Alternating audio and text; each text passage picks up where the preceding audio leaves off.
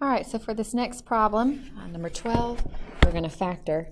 I noticed first thing that this has a leading coefficient other than 1, so we're going to take this guy and multiply by the 5, and that will make it y squared plus 23y minus 50.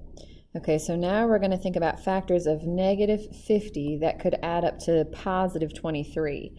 So first thing that comes to my mind is 2 and negative 25, or a negative 2 and positive 25.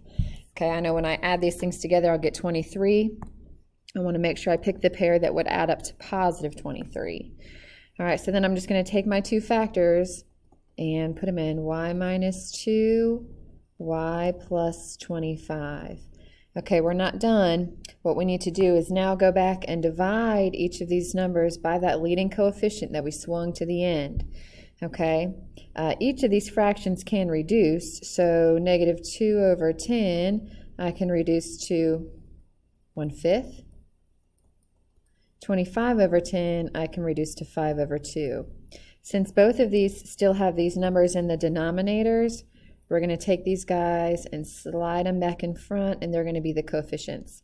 So my final answer will be 5y minus 1 and 2y plus 5.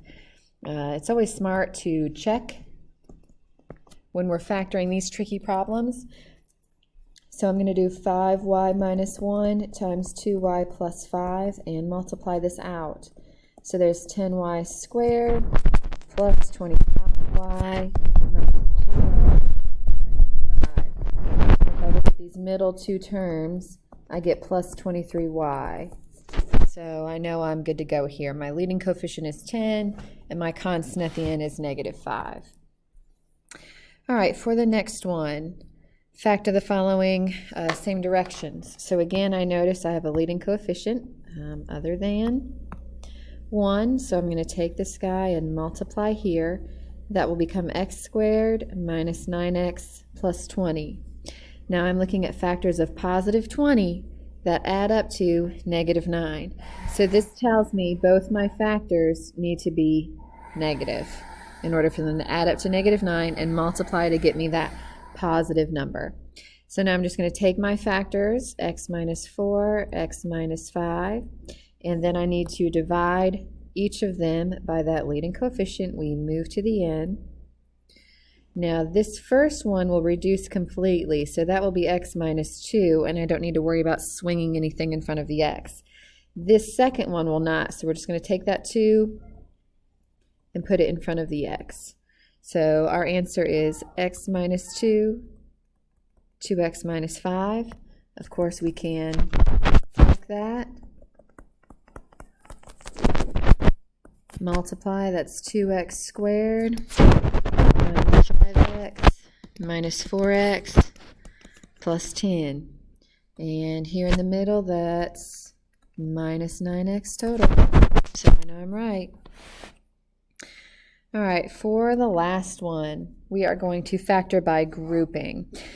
Okay, so the way this is given to us, I'm going to just look at my first two and my second two terms. When I look at my first two, they have a greatest common factor of 2, but that's it. No A's, B's, C's, or D's in common. My second grouping has absolutely nothing in common. So I'm going to try to do a switch here somehow.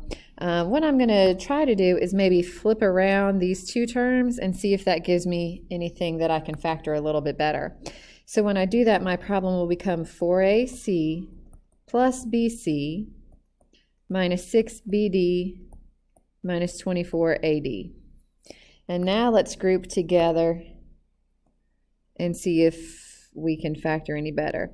So with the first one, 4AC plus BC, they have a C in common. So I'm going to factor that out, and I'll be left with 4A plus B.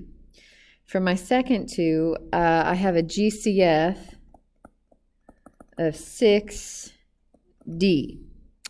Okay, and I'm going to factor out a negative 6D, and so I'll be left with a positive B plus 4A. Because if I factor out this negative, I'll need to change that guy to a plus sign. All right, so then I just want to check and make sure that these two things in the parentheses are the same. They're written in a different order, but that does not matter with addition. Okay, so I could rewrite it if I wanted to, 4a plus b minus 6d, 4a plus b. All right, so now I'm going to factor out the new GCF of 4a plus b. And then these guys right here, the c minus 6d, are our leftovers, so they go together. C, whoops, minus, excuse me, 6d. And there's our answer. 4a plus b, 6c minus 6d. There we go.